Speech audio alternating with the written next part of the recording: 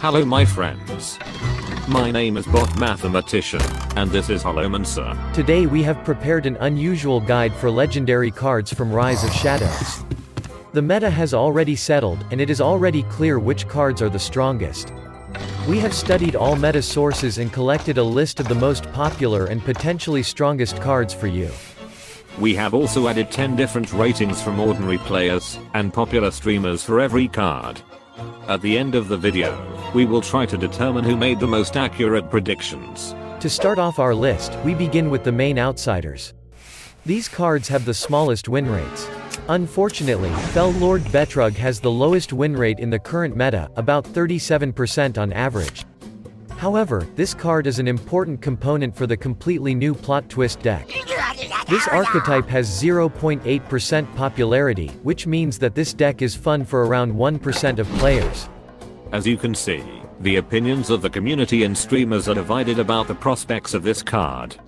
We think that this card deserves 2 stars, based on popularity and win rate statistics, as well as its flexibility. Of course, the community and streamers have different evaluation criteria, but we think it will not be difficult to determine which of them turned out to be closer to the truth.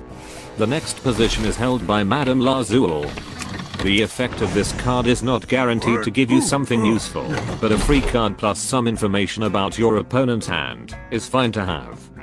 Of course, this card has potential, but probably not in this matter. Next on the list is Tak Noswisker. It seems to us that Omni/Family made the most accurate predictions. This is the most popular card among the cards to which we assigned 2 stars. This card has found its place in Thief and Pogo decks with 2% popularity. The main problem with this card is that it is a very situational effect. But it is always possible that Tak Noswisker will get support in the next expansion. Nozeri is a tree of life with a 4/12 body that also activates dragon synergies.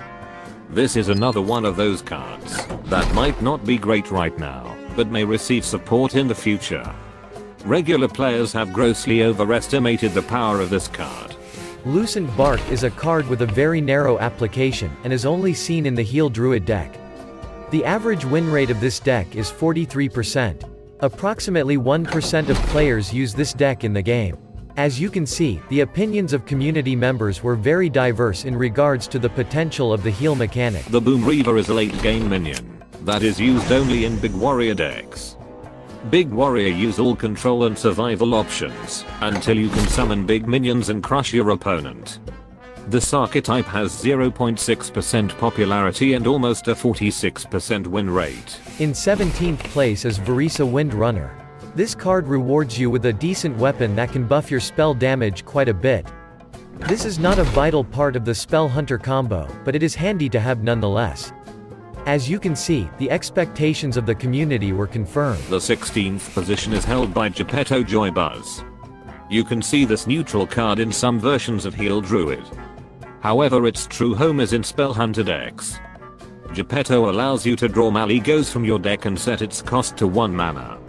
Almost 2% of decks use this card. Barista Lynchin is another neutral card with an effect similar to Zola the Gorgon, but its restriction to copying Battlecry minions makes this card not quite as universal. Swamp Queen Hagatha is one of the most universal card in Rise of Shadows. This card is included in some versions of Big Shaman and Shadow Walk Shaman, and it is also an important component in Control Shaman. Hagatha generates a card that imposes a large threat that requires an immediate response from your opponent. This card has an almost 50% win rate, and has 3% popularity. In spot 13 is Katrina Muerte. This card can bring 1 minion back to life each turn. Katrina is a very important component of Resurrect Priest, which is the most popular Priest deck. This deck has a win rate of about 50%. It's time to talk about our cards that we assigned 4 stars. The 12th position is a big surprise. This card was the biggest mistake of the players and professional streamers. Oblivitron is a must-have card if you're going to play Mech Hunter. This legendary minion generates a whole new level of tempo play on the board, especially when played together with Fireworks tech. In general, Mech Hunter has a 2.7% popularity and 53% win rate. In 11th place is Commander Issa for Paladin.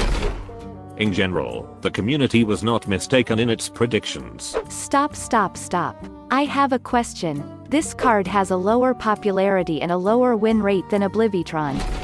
Why do you think Rissa is better? Thanks for asking. We believe that cards that are more flexible and can be used in multiple decks deserve a position a little higher than cards with narrow use.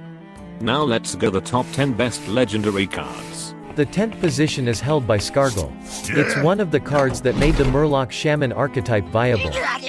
Murloc Shaman has a good popularity and win rate. The opinion of the community was correct again. At number 9 is Caligus. This card can offer some incredible value by letting you play a big minion on the board, then follow it up with an expensive spell on the same turn. The community was not wrong again. In 8th place, we put a big surprise for everyone except Firebat and Zale. Chef Nomi is a card that many thought would be a meme, but actually turned out to be quite solid. Not only is it sometimes added to Tempo Rogue as a finisher after Myra's unstable element, but it's also a win condition in Nomi Priest. In 7th place is Heist Baron Togwaggle. Tempo Rogue is one of the best meta decks, but it turned out that the deck is strong without this card too, which means that crafting it is not a very high priority. Next in line is Arch-Villain Rafon. This is a very flexible card that can be fit into many different deck types. He is a great fit in Zoo Warlock, where you can replace your tokens with powerful minions. In 5th place is Khadgar. This is the most important legendary card for the mage in this meta. Khadgar offers a vast amount of potential as it doubles the number of minions spawned by cards with summon effects. This card has more than 7% popularity. Blastmaster Boom is an absolute must-have card for Bomb Warrior. It's very easy to get 4 or 6 Boom bots with it, plus add the rush effect from Dr. Boom Mad Genius, and the damage potential is quite explosive. This is an incredibly strong card, but with quite a narrow application. The 3rd position is held by Keeper Staladris. This is a new druid legendary with an interesting effect that is similar to Fandral. When using a Choose One card, you get a copy of both effects added to your hand, making it a potentially powerful card in any deck running Choose One effects. Right now it sees play in Token and Heal Druid. The community was absolutely right about the prospects of this card. Now it's time to talk about an amazing card, one which all players received for free. This card really is a useful gift from the developers. Archmage Vargoth has one of the best effects in the set. Being able to double up on any spell you've cast is mega value. And finally, the best card from the set is Arcadus Delaziana. As you can see, no one from the community has fully appreciated this card. This is a big mistake. Since this card has had the greatest impact on the game. Elysiana has a super random effect. She replaces your deck with 2 copies of 5 discovered cards. This card is really effective against Bomb Warrior, as well as a tool to avoid fatiguing for a while. This card has created serious problems for the competitive community. A lot of control matches take a lot longer than they should, and the cards provided to each player by Archivist Elysiana play a key role in deciding the winner. The developers have already stated that they are monitoring the situation, and after the World Championship they might make a change, if they think it's needed. Here are some conclusions. Perhaps for the first time in the history of the game, all legendary cards have found their place in decks. Of course, some of these decks are very popular, and have a big impact on the meta game, while others have very bad results. Some cards are optional and you can find good versions of decks without them, while others are the basis for decks. Most of the new legendary cards have quite a narrow application, and a moderate level of power. The developers did a really great job. So, who turned out to be closer to the truth? Ordinary players, who collectively voted on cards, or popular streamers? This is how we determined the winner. If the prediction of the streamer coincided with our evaluation of the card, the streamer received 1 point from us. If the prediction didn't match perfectly, but was as close as possible to the truth, then the streamer received half a point from us. We understand that our results are very conditional, and have a large share of subjectivity, although we tried to take into account the maximum possible number of different factors. Please, don't treat these results too seriously. In our opinion, the best legendary predictions were made by Trump. He received 14 points out of 23. It is not surprising that Toast received less points. He didn't take the ratings very seriously this time. In general, everyone did poorly with the predictions about the legendary cards.